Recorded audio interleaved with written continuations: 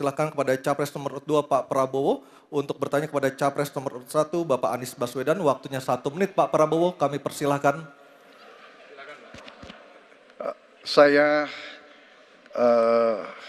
cukup kaget karena beberapa hari yang lalu calon wakil presiden Bapak menyampaikan bahwa negara kita tidak dalam keadaan perang, sehingga untuk apa kita harus beli alat-alat perang. Tapi hari ini Bapak mengatakan Bapak setuju dengan kenaikan anggaran 1-2%. Jadi itu saya minta ketegasan. Yang kedua, ya sekali lagi data-data yang Bapak pegang adalah keliru, dan juga Pak Ganjar tadi juga banyak kelirunya. Saya sangat transparan dan semua partai yang mengusung Bapak Profesor Anies mendukung APBN, berarti mendukung program saya. Termasuk PDIP di Komisi 1. Waktu habis. Baik, Pak Prabowo. Baik, Pak Anies silakan untuk menjawab pertanyaan Pak Prabowo, waktu Anda 2 menit. Silakan. Ya, jadi kita butuh pertahanan yang sesuai dengan ancaman nyata yang ada di depan kita. Ancaman ini dirasakan oleh siapa? Dirasakan bukan saja di dalam batas-batas teritorial, tapi juga di keluarga.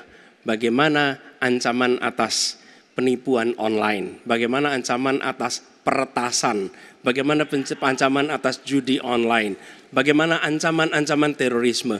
Itu semua membutuhkan perhatian. Jadi bukan memutuskan untuk belanja alutsista berdasarkan selera dan berdasarkan preferensi masa lalu, tapi justru harus mencerminkan kebutuhan masa depan. Inilah yang menurut kami penting. Ya, anggarannya perlu kita tingkatkan, tapi jangan keliru. Ancamannya juga mengalami pergeseran. Jadi itulah sebabnya mengapa kita melihat perlunya ada strategi yang baik. Supaya apa? Supaya kekuatan yang kita miliki mereka bisa bekerja dengan optimal, tidak sia-sia.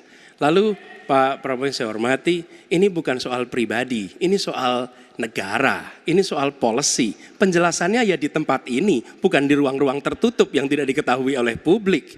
Justru kalau Bapak ketahui datanya salah, tunjukkan di tempat ini sehingga publik bisa mengetahui, bukan dalam pertemuan-pertemuan lain yang tidak jelas dari mana kita bisa menilai akurasinya. Jadi menurut hemat kami, bila ada di antara kami yang faktanya keliru, Bapak tunjukkan. Tapi kalau Bapak tidak menunjukkan, berarti memang faktanya benar. Itulah kenyataan yang ada di lapangan.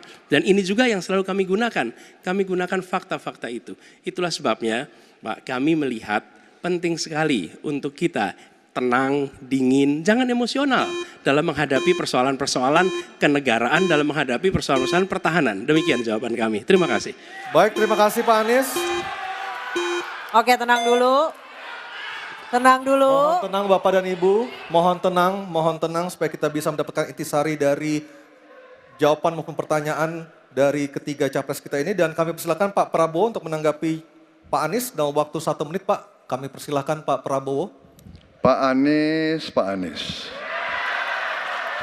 Saya tidak bicara tertutup, saya bicara di Dewan Perwakilan Rakyat Komisi 1, di mana semua partai yang mengusung Bapak hadir dan menyetujui yang saya ajukan.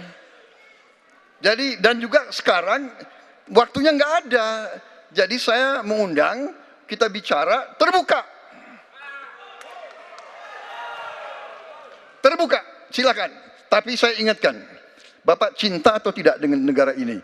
Masa kita mau buka semua kekurangan kita, semua masalah kita buka di depan umum? Apakah itu pantas?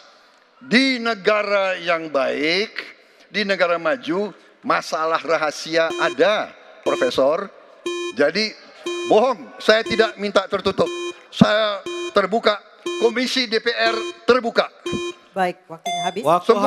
Waktu habis Pak Prabowo, waktu habis. Kami persilakan Pak. Mohon tenang. Tenang dulu kita lanjutkan. Supaya pemirsa di rumah juga bisa mendapatkan intisari dari acara kita malam hari ini. Mohon tenang. Silakan Pak Anies untuk memberikan tanggapan atas pernyataan Pak Prabowo, waktu Bapak 1 menit. Tidak ada yang perlu dirahasiakan. Bapak Presiden menyampaikan, Bapak punya lahan lebih dari 340.000 hektar, sementara TNI kita, prajurit kita, selebih dari separuh tidak punya rumah dinas. Itu fakta, tidak perlu dibicarakan secara tertutup. Itu kekurangan yang harus kita perbaiki. Dan ketika tadi Bapak mengatakan, Bapak akan meningkatkan kesejahteraan. Pak, Bapak ini sudah Menhan selama 4 tahun, hampir 5 tahun.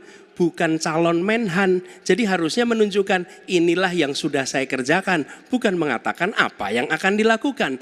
Nah saya menyampaikan bila saya ditugasi maka kenaikan gaji dilakukan tiap tahun.